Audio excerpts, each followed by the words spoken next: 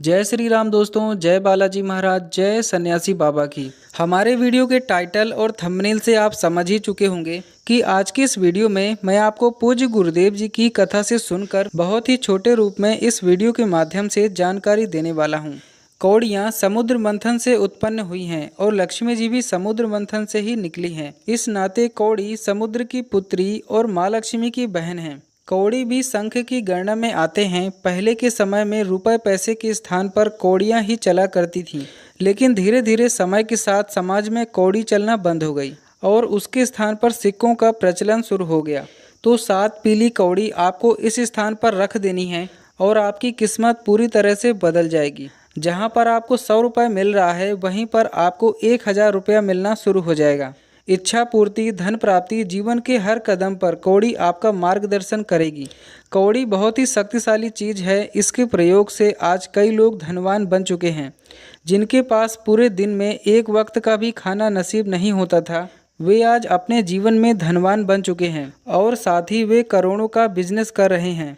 दोस्तों, ये कौड़ी बहुत ही पावरफुल चीज़ होती है। बस इसके प्रयोग की विधि आपको अच्छे से आनी चाहिए।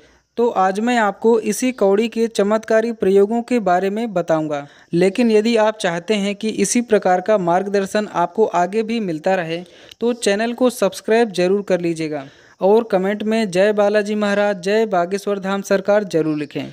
तो एक कौड़ी को आपको लेना है, पीले कलर की कौड़ी आपको लेनी है और इसे आपको घर के झाड़ू में बांध देना है। जी हाँ दोस्तों, जो झाड़ू आप अपने घर में प्रयोग कर रहे हैं, उसी में आपको एक कौड़ी को बांधना है। पीले कलर के धागे में ही लपेटकर आपको इसे बांधना है। झाड़ू माँ लक्ष्मी का प्रतीक माना जाता है, तो एक तरह से आप इस कौड़ी को माँ लक्ष्मी को ही अर्पित कर रहे हैं। इससे होगा यह कि आपकी हर प्रकार की मनोकामना पूर्ण होने लगेगी।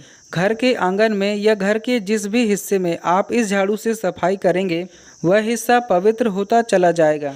उस हिस्से में माँ लक्ष्मी स्वयं निवास करने लगेंगी और घर में अन्न धन के भंडार हमेशा भरे ही रहेंगे। दूसरा प्रयोग यह है कि आपको 3 कौड़ी को गूंथ कर आपको माला बना लेनी है और इसे ले जाकर आप किसी गौ माता को पहना दीजिए। गौ माता को माँ लक्ष्मी का ही स्वरूप माना जाता है। इससे सभी इच्छाओं की पूर्ति होती है।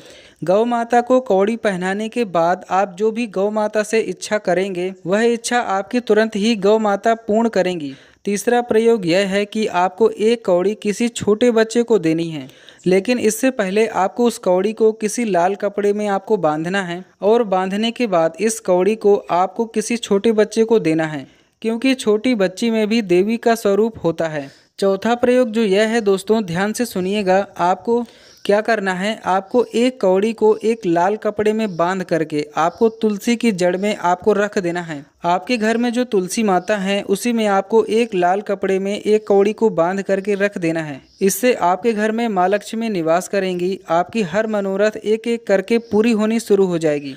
पांचवा प्रयोग सुन लीजिए। आप जहां पर भी अपने घर में धन रखते हैं, वहां पर आपको एक कौड़ी आपको अवश्य ही रखनी है और ध्यान रखें कि यह कौड़ी इधर उधर कभी भी खोनी नहीं चाहिए। हमेशा उसे संभाल कर रखें। इससे होगा क्या कि माँ लक्ष्मी आपके घर में धन वाले स्थान पर हमेशा विराजमान होकर रहेंगी।